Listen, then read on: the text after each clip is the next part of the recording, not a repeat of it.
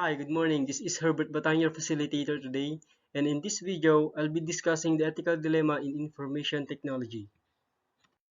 These are the list of the ethical dilemmas or issues in information technology. But before we proceed in discussing these one by one, let's define first what is ethical dilemma. Ethical dilemma is a situation in which a difficult choice must be made between two courses of action, either of which entails transgressing a moral principle. Now, let's move on in discussing the ethical dilemmas or issues in information technology. First off, privacy invasion. This is the intrusion into the personal life of another without just cause which can give the person whose privacy has been invaded a right to bring a lawsuit for damage against the person or entity that intruded. Example, taking photos or videos of someone inside their home or a private place without their knowledge or consent, and publicizing a matter regarding another's private life. Next is hacking. Hacking is the activity of identifying weaknesses in a computer system or a network to exploit the security to gain access to personal data or business data. Example of hacking: using a password cracking algorithm to gain access to computer system. Next on the list is theft.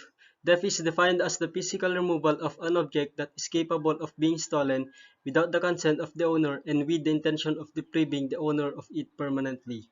Example: petty theft. It involves stealing small amounts of cash or goods and is usually charged as misdemeanor.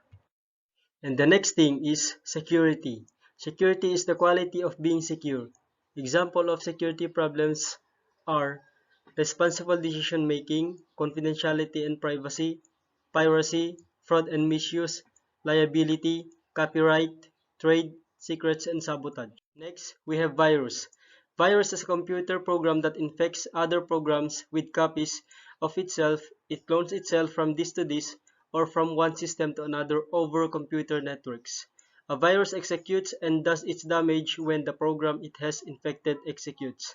Most common example of virus here in the Philippines is the I love you virus or love bug, created by a Filipino. He is Onel de Guzman. We also have online defamation. Online defamation is an unprivileged false statement of fact which tends to harm the reputation of a person or company. Example of online defamation: cyber libel defamation, which is written such as on website. Next is fraud.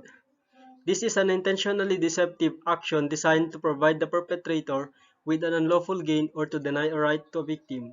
Example of fraud: tax fraud, credit fraud, wire fraud, securities fraud, and bankruptcy fraud.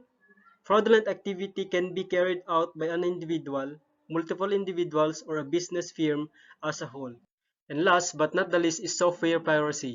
Software piracy is the unauthorized use, copying, or distribution of copyrighted software.